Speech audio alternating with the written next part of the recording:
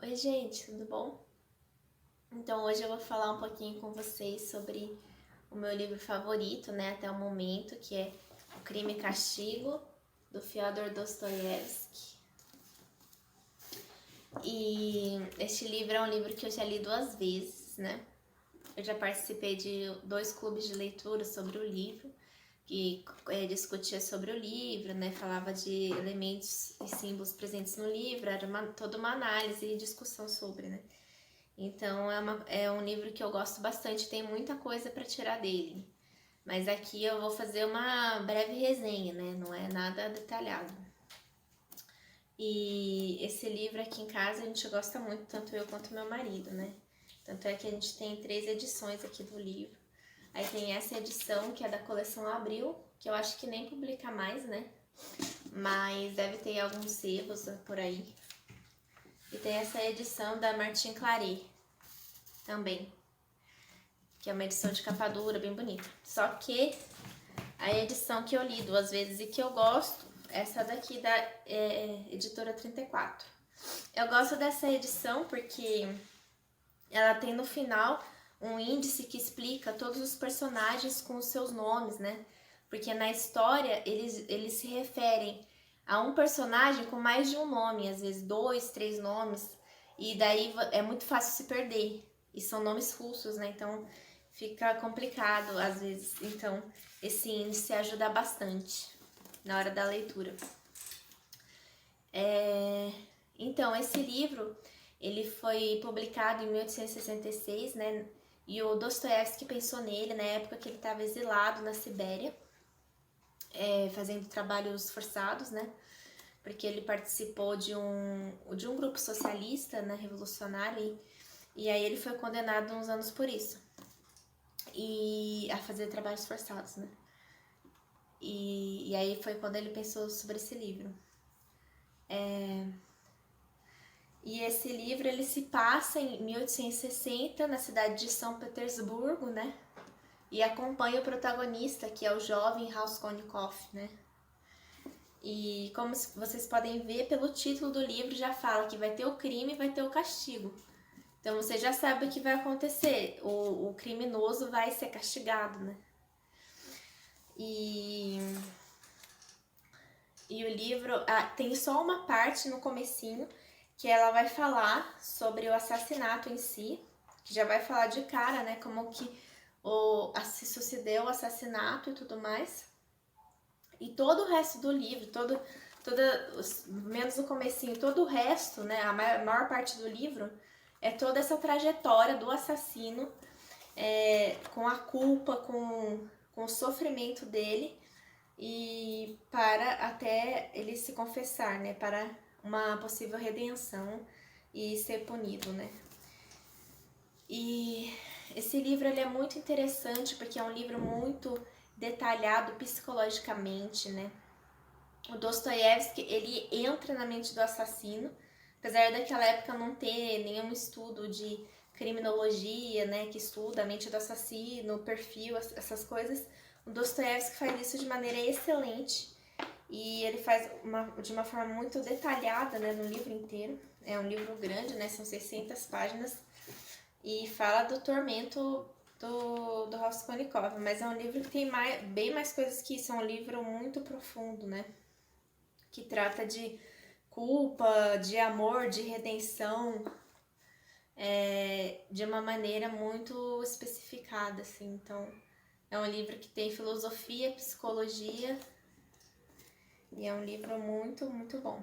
Então, enfim, vamos falar da história do livro, né? O Raskolnikov é um jovem pobre e estudante, né? Que tem que largar os seus estudos porque ele tá passando fome e ele fica planejando, por conta disso, assassinar uma velha usurária, que era uma velha que fazia penhor, né, de objetos das pessoas e daí colocava condições absurdas, né, para prestar uma quantia de dinheiro, né. Então todo mundo naquele lugar odiava essa velha, porque era uma velha que não era justa, né, que fazia as pessoas, que abusava do poder que ela tinha para as pessoas pagarem para fazer condições absurdas de juros e empréstimo e as pessoas faziam para não passar fome, né? Então, o Raskolnikov planeja, então, matar essa velha, né? Que ele considera como sendo uma pessoa que não serve para nada para a sociedade, porque é uma pessoa ruim, né? Que só faz mal para a sociedade. E ele, inclusive, enquanto está planejando o crime, ele ouve alguns jovens, né, comentando, uns jovens acadêmicos, nossa, seria bom se alguém matasse aquela velha e distribuísse os bens dela para os pobres, para quem necessita, né? Ia estar fazendo um bem para a humanidade. E aí Raskolnikov fica com certeza de que ele tem que fazer aquilo. Que ele tem que matar a velha para pegar os bens dela, pagar os estudos dele e também distribuir o resto das riquezas, né? Porque quem sustenta ele, na verdade, é a mãe e a irmã. Mas a mãe e a irmã estão passando dificuldades, elas não podem mandar dinheiro para ele. E a irmã estava até pensando em casar com um homem que não era um homem bom, né, que era o Ludin, mas era um homem que era um homem rico, né, que tinha dinheiro. E aí ela estava querendo casar com ele para ter um dinheiro para conseguir pagar as despesas do Raskolnikov, né? E o Raskolnikov não queria que ela fizesse isso por ele, né? Que ela casasse com um homem que ela não ama e que é um homem que possivelmente era ruim, né? Só para ajudar ele. Mas então, ele encontra essas justificativas para cometer o crime. Aí ele planeja todo o crime, vai visitar a velha, ver onde ela guarda as coisas e tudo mais. Aí chega no dia do crime, ele leva um machado, ele mata a velha. Mas acontece que a irmã da velha chega lá, né? A irmã da velha chega e não tinha nada a ver com aquilo. O Raskolnikov não pretendia matar a irmã, mas ele tem que matar a irmã daí, porque senão, né, vai acabar com o plano dele.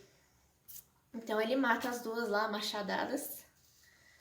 E aí ele já chega lá depois do crime na casa dele e ele já começa um processo de culpa, assim, por ter cometido aquele crime, né? Tanto é que eu vou ler aqui só um trechinho para vocês já verem como desde o início ele já estava sofrendo com isso. No primeiro instante pensou que fosse enlouquecer. Um frio terrível o envolvia, mas o frio vinha também da febre, que há muito tempo o acometera enquanto ele dormia. Agora lhe batia tamanho calafrio que os dentes por pouco não lhe saltavam da boca, e ele se sentia inteiramente entorpecido. Então, ele já começou a sentir todos esses calafrios, já começou a culpa a bater, né? São Petersburgo é frio, mas também não era aquele frio que ele estava sentindo por causa do clima, era também por causa da consciência moral dele, né? Ele vivia num quartinho bem apertado, né? Um quartinho bem apertado, sujo e feio, que é descrito no livro. E ele vivia em condições muito ruins, assim, muito pobres, né? E tudo isso foi influenciando ele, né? Aí entrando num estado de loucura e delírio depois que ele cometeu aquele crime.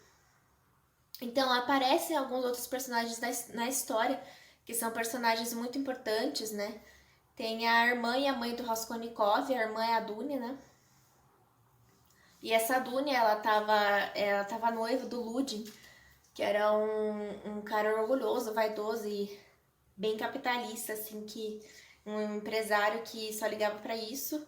E ele estava interessado na Dunya, mas ele não era um homem bom, ele achava que tinha total controle sobre a Dunya por conta do dinheiro dele, né? E aí também tem o amigo do Raskolnikov, que é o Razumikin, né? Que Razumikin significa razão. Então é o amigo que traz alguma razão pro Raskolnikov, né? Durante esse percurso dele. Tem também o investigador, né? Que é o Porfiri. E também tem outro detetive que aparece na história, né? E também tem um médico que acompanha o Raskolnikov, vê que ele tá delirando, que ele tá tendo febre e tudo mais. Tem a moça que cuida da casa lá do prédio, né? Uma governanta do prédio, que sempre vai levar alguma sopa pro Raskolnikov comer, porque senão ele ia esquecer totalmente de comer, né? E ele encontra também no começo, o Raskolnikov encontra um bêbado que se chama Marmeladov. E é um bêbado que fica lá gastando o dinheiro dele tudo em bebida. E ele tem uma família com vários filhos e a família vive em condições pobres por conta do vício dele, que ele não consegue largar. E por conta disso, a filha dele, que é a Sônia, ela começa a se prostituir, né?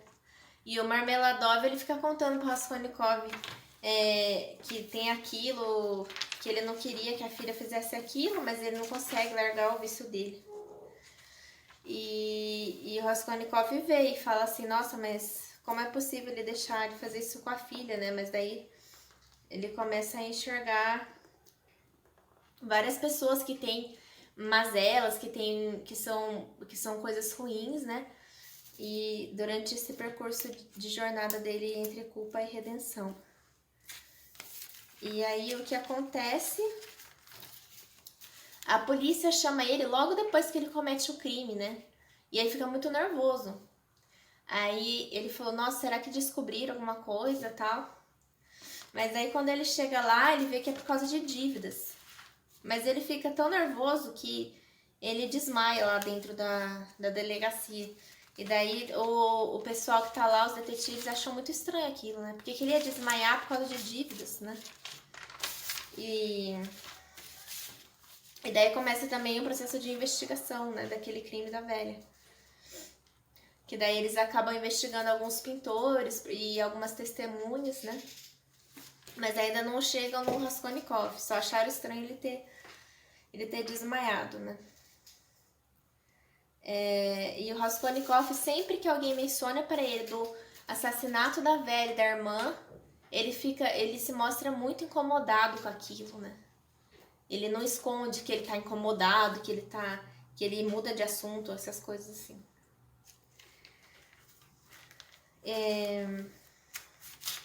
Então, aí ele... Nesse processo, né, o Razumikin, que é o amigo dele, fica visitando ele, fica tentando entender por que ele tá tão doente.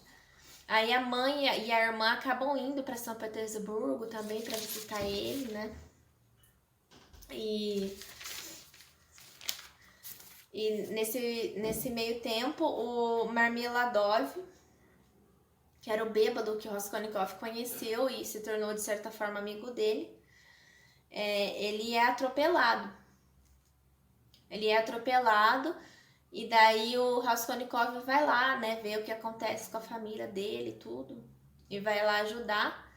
E o que acontece é que depois, o dinheiro que a Sônia o dinheiro que a Dunia, que é a irmã, e a mãe deram para ele, que foi o dinheiro que elas conseguiram, né, dar para ele dá todo esse dinheiro para Sônia, para falar assim, olha só, seu pai foi atropelado, para cuidar, né, para cuidar da família dela.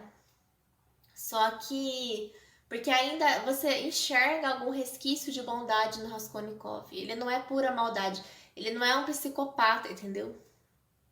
Você enxerga que ainda tem bondade nele, apesar de tudo. Mas daí ele fica sem dinheiro e continua lá com o delírio dele e tudo mais, né? Então, aí a Sônia, a Sônia é a filha do Marmeladov, ela que morreu, aí ela convida o Raskolnikov, olha, vamos lá pro enterro do meu pai. Só que nisso aparece outro personagem na história, que também é um personagem importante, que é o ex-patrão da Dunia, que é da irmã do Raskolnikov. E esse ex-patrão, ele tentou ficar com a Dunia enquanto ainda era casado, né? E a Dunia, ela se demitiu daquela casa por conta disso, né? E aí ele vai atrás dela depois que a mulher morre de forma suspeita. E daí ele vai lá e começa a seguir as pessoas no livro, né? E é um homem que a gente vê desde o começo que já é um homem mal intencionado, né?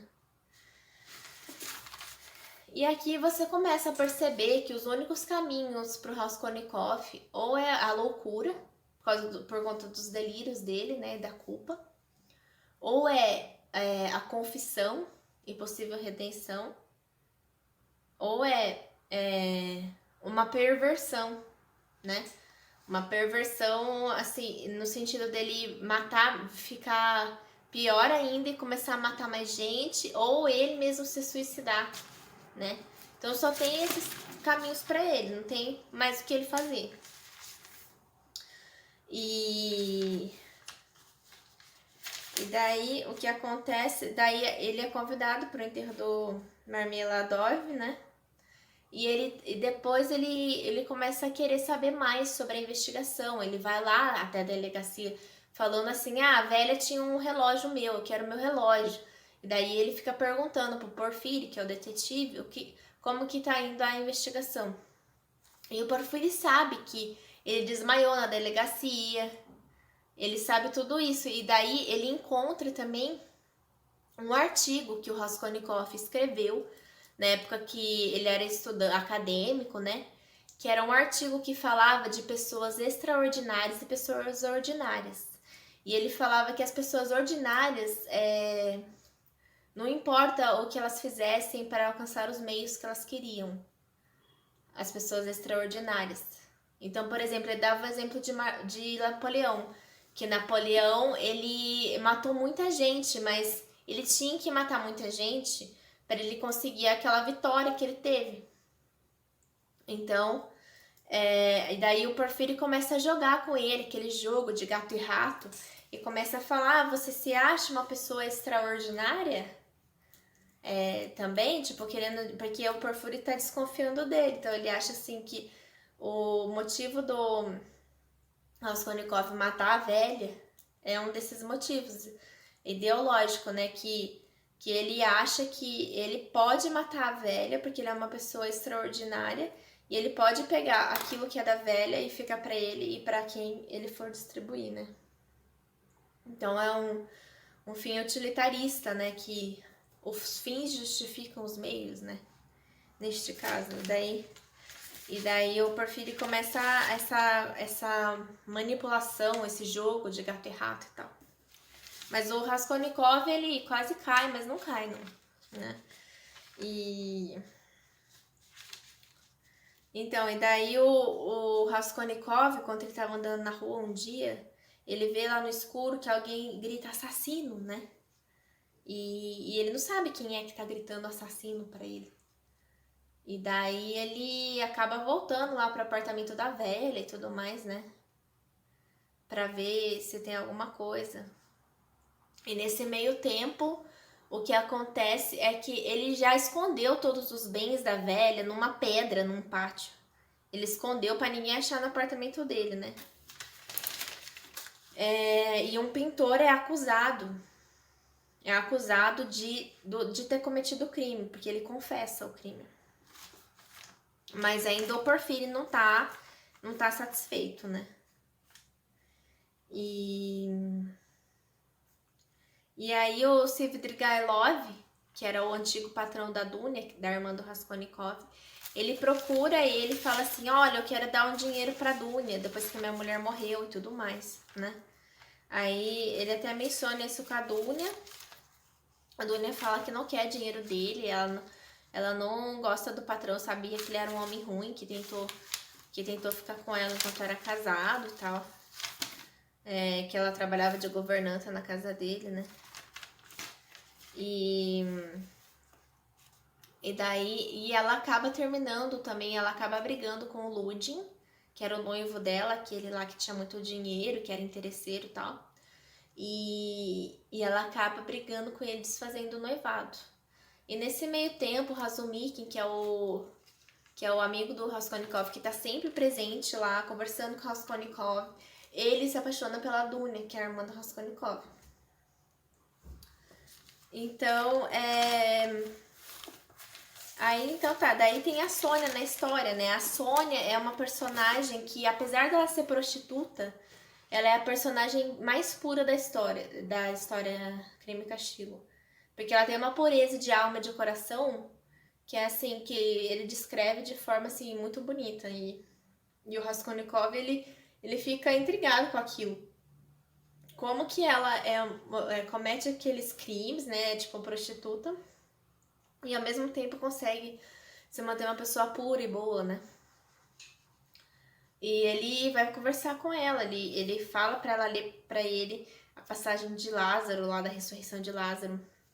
E ele vê o quanto a Sônia acredita naquilo, de como é bonita a fé dela, né? Porque ela queria que aquilo acontecesse com ela, uma redenção, né? Ela queria meio que morrer para aquela vida de corrupção, de pecado e renascer, né? Renascer. E ela acreditava que Deus podia fazer isso, né? Por ela e também por qualquer um, tipo Raskolnikov, né? E daí, esse capítulo é um capítulo muito bonito, o capítulo do Lázaro. Mas daí, então, nesse meio termo, o que acontece é que já tem gente desconfiando do Raskolnikov, né? Inclusive o Razumikin, que é um amigo dele. E o Razumikin, a hora que ele descobre, que cai a ficha que o Raskolnikov cometeu o crime, é uma hora muito bem descrita no livro. Eu vou ler um trechinho aqui pra vocês rapidinho. O corredor estava escuro. Eles estavam parados ao lado de um lampião. Por volta de 1 minuto olharam-se em silêncio. Esse minuto ficou na memória de Razumikin pelo resto da vida. O olhar chamejante e fixo de Raskolnikov parecia intensificar-se a cada instante, penetrando-lhe a alma, a consciência. Súbito, Razumikin estremeceu. Era como se alguma coisa estranha tivesse passado entre eles. Uma ideia qualquer se insinuou como se fosse uma alusão.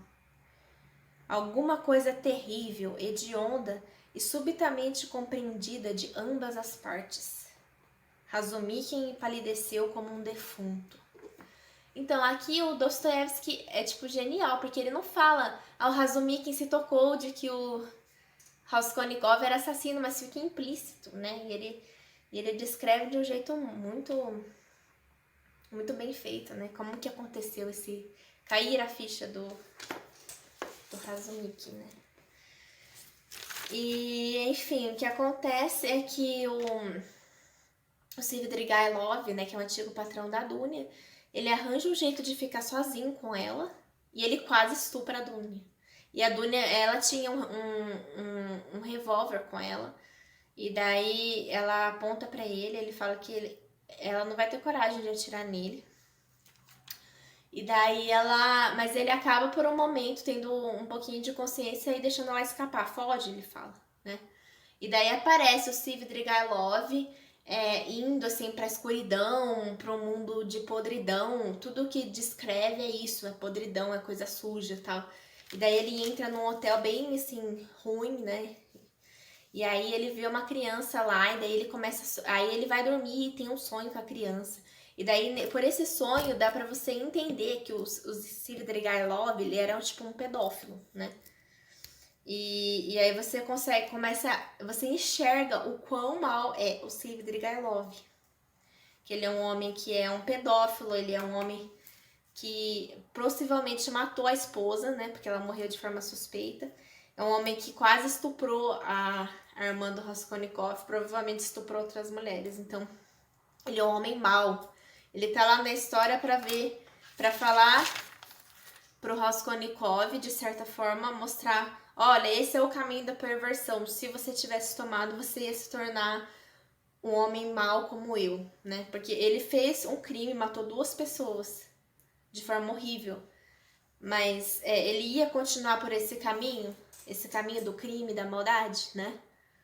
E daí o Svidrigailov, o que ele faz ele vai lá e se mata depois disso, né?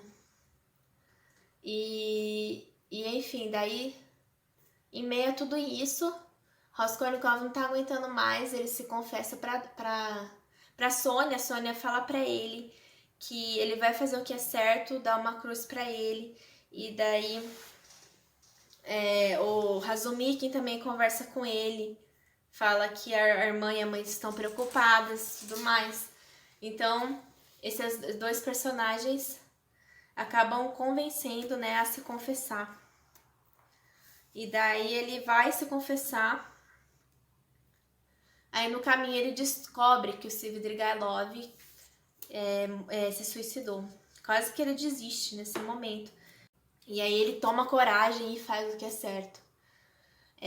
O livro ele acaba 1 ano depois, com o Raskolnikov numa prisão, né, fazendo também trabalhos forçados, numa prisão, exilado numa prisão longe, né?